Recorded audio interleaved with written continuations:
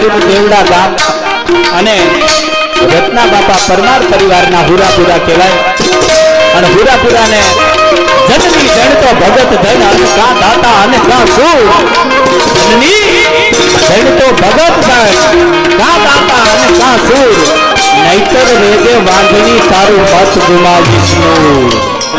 ઈ રત્ના બાપાને એક કથાકરા ગીતમાં હુરાપુરાને યાદ કરવા છે કેવી રીતે જાતા હશે લડવા ત્યારે પણ ભીગાણો જોઈએ છે એમને ન પૂજાયો